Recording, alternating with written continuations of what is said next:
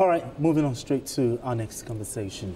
Following a surge in security, the Senate is calling for urgent federal intervention and the establishment of a military base in Kwara State.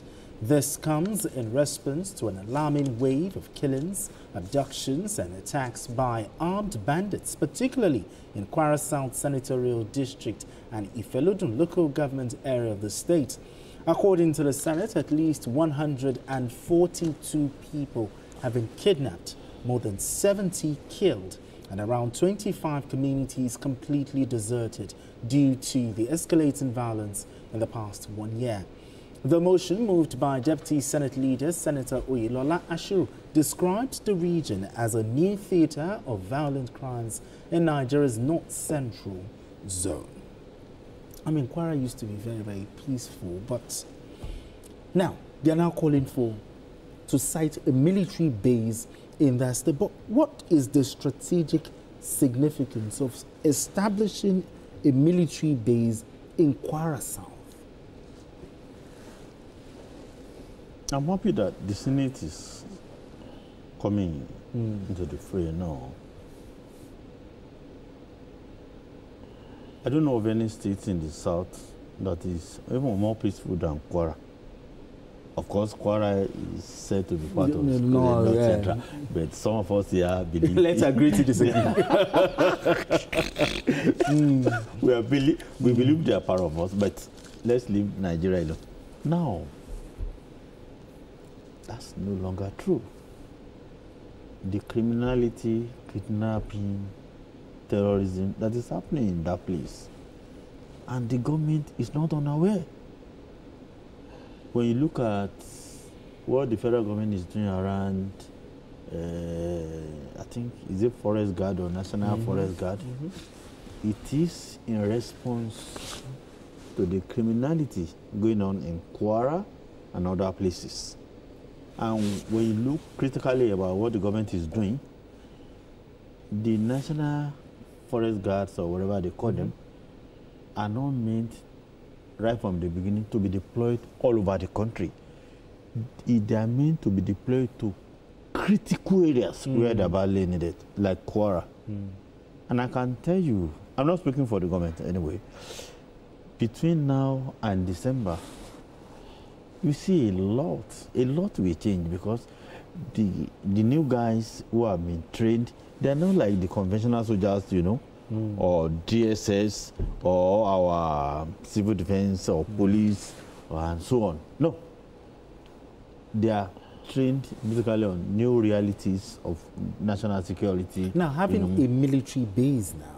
Now I'm coming. Now, having a military base, what you will do will be that the forests in those areas will not have under the, watch of the military. Okay.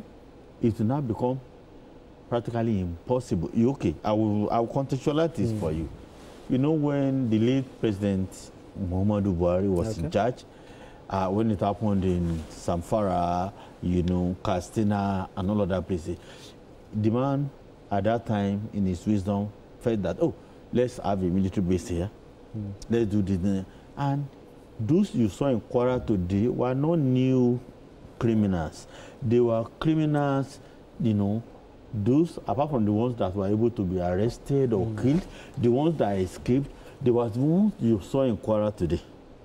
So now, if you have a military base in a place like Kwara, the entire North Central corridor will be impossible for criminals, to operate. That's sure. Because it's going to be a permanent thing, not a temporary, solution. So the moment you have that, you have the entire military might of Nigeria. And by the time by what we are speaking, we are not talking about soldiers alone. We are talking about the Air Force. We are talking about, Navy and all of that. So what the National Assembly has recommended is in fact, a beautiful thing. A brilliant idea. This is what we should be having from our National Assembly to complement the executive. Sometimes when the executive, because there's no harm of government, knows it all, that, Why not hard this? I know too sure that the president will not hesitate to embrace this, recommendation. This initiative. Now, talk about the president. He has given marching orders, to the military to flush out these bandits. But what new strategies do you think the military should adopt to ensure that this directive achieves lasting results? First of all, this renewed claim that when about between 15 to 17 people were killed, took place, I think, September 27. Okay. We are now in October. That's about going to 3 weeks now. And we didn't hear anything from the Senate. In fact, not even from the representative, Senator Ashimi Utola, who comes from that area. Not even from the House of Rep. Not even from representatives who are in the Kwara State House of Assembly. And I think you've been on the set. No, I mean the Kwara State House of Assembly. Okay. Yes. Okay. Because even if they are on recess, this is an issue of emergency. About 70 people have been killed, 140 people kidnapped. And I've been reading the newspapers where the communities are complaining that their representatives are not doing enough. How many of them have visited these communities to see them? I had a meeting with some of their leaders last week in a forum. And the pictures that was, painted, very, very, very saddening. Many people in those communities have fled. They can't stay. You can see the videos being shared everywhere. I had one-on-one discussion with community leaders from that area. And they told me that, look, they have left their communities. They cannot stay there any longer. And they also complained that their army, the state government prefers to give arms to some people, members of Miyetti Allah, which has been reported, to help them fight, the invaders. And that they don't have trust. That why can't they arm the local vigilante people? Okay. So that why Kwara State is, at least, we have a huge number of people who are, it's not one ethnic group. So why must you arm one particular group to go and fish out? These are their complaints. Serious concerns. So, and I'm wondering that, the Kwara State leadership has not visited these communities to go and commiserate with them. And I think suggesting a military base, to me, maybe that's just one of their suggestions, but if that is their primary focus, then I think they have a poor understanding of the dynamics of conflict in that area. Oh, really? You should not forget that Senator, I think a lawmaker, Sunday Karimu, established a military base with his own fund located at Egbe. And I can tell you that Egbe now faces constant raid, killings. Just last week, a young girl of 14 years old was traveling from Ejiba to Egbe, and she was attacked. They shot her, hospitalized. 2 people were kidnapped in Egbe not just too long ago. So in a community called Itapaji Ekiti, we have a military base there, just about 25 kilometers to Eruku. Killings go on in these areas. So it's not just enough to have a military base. You must understand that you have to know that terrorism is spreading, and you need, a holistic so what solution. would you suggest then? They need to get the sponsors of these terrorists. It was in June 2024 that we were told that Mahmuda has established a base in Kwara State. That's over 1 year ago. So, who are the sponsors? When you see somebody who is 18 years old, 19 years old, holding AK-47, he has no money to buy such a particular Someone weapon. must have. So there are people who are behind these elements. So if you don't go to the root, the sponsors of this criminality, who are, suspected to also have political clout, then you are not ready to fight terrorism. But the thing is, we need to go on this quick break. But we're going to talk intelligence, because he has raised a very, very valid point here. But we get to talk about that right after this break. Don't go away. It's still Journalist Hangout. All right, still Journalist Hangout. I still have this beautiful gentleman right here with me. Let's talk intelligence. He raised a very valid point. But how can we improve intelligence? Intelligence sharing among the security agencies and also the people. From the little that I know, There's a far better coordination among our intelligence agencies now than before. So sharing when you're all together. But the truth is, you know, you raised a point about sponsors of insurgency and all of that. Yes. And I'm of the opinion that if you look deeper, some of these criminals actually don't need sponsors. When they steal cattle, when they do kidnapping, these are valid, even though illegal, sources of generating revenue from their, for their criminality. So the ecosystem is already there for... No, it's very fertile for them to do so. I had it on good authority that many people believe, especially in the security sector, that the bulk of cows we eat in southern Nigeria are stolen cows. That shocks you? Now, that's an allegation we can't substantiate. I said from the intelligence sector, they believe that, and they say all these things, that those who are doing into cattle rustling and all of that, so they believe the southern part of Nigeria is the market for them. So part of their game plan, from what I heard, is that they want to move closer to their market, which is the southern moment. And, Kwara is a good opportunity for that. Yeah. Now you are talking about intelligence. Do you agree with him? You see, there are multi-layers of sources of crime.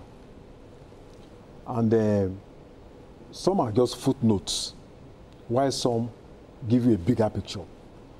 For me, what I see is upsurge in terrorism of people who, of usurpers. And we have seen this happen in the Middle Belt.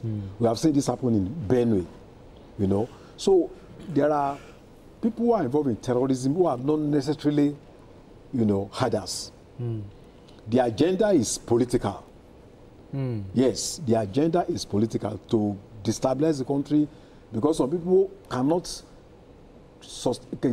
conceive a situation where that they are not in power. So they feel that if we are not there, we need to create confusion, we need to create crisis. And terrorism becomes, pawns, in the political chess game. Because if you look at the networking, we have seen a lot of expert reports that link them with Al-Shabaab in Somalia, that link them with ISIS, with ISWAP. In fact, when Boko Haram was having such challenges, ISIS had to even determine who should be their leader. So what has that got to do with, rearing of cow? That ISIS was even telling the two factions, this should be your leader, this should not be your leader. Now, how can technology and surveillance, and the tools enhance the effectiveness of the military operations? We need to do a lot of, surveillance.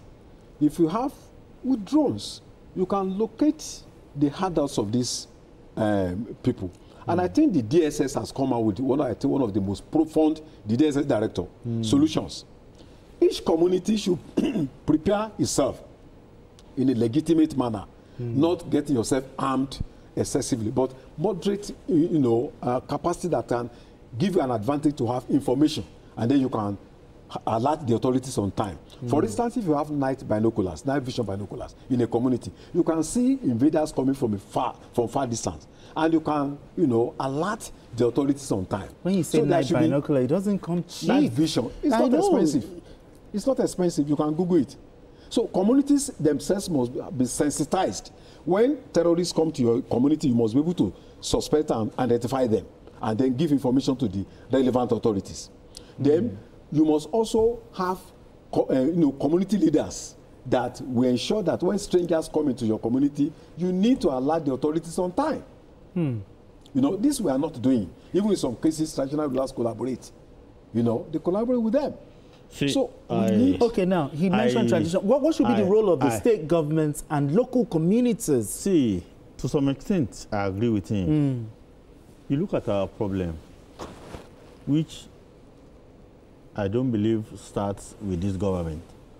there is a problem of ungoverned spaces. Yes. We have had it over the years. But now, the crisis we are having now, we need to look at that problem. The problem of ungoverned spaces. Check around what the Internal Affairs Minister is doing. From my analysis of what you just said, the political authorities will need, you know, to decide what they truly want. If you look at what the Ministry of Internal Affairs has done alone, Nigeria will not be having, in a very short time, we will not be having problems around. You can dictate from, in the era of technology, we are no longer, talking about you have to have so now battalions. With technology, you can monitor so many things long before they happen. Is that not what you are saying? Yeah. What I'm asking is the role of the local communities. The local communities, very key, because they will supply the traditional rulers. That is, but today, with the era of technology, even sitting miles away, you can see what is happening, and you can take care of, nip in the bud. Even without the local authorities. But you need the local authorities. Absolutely.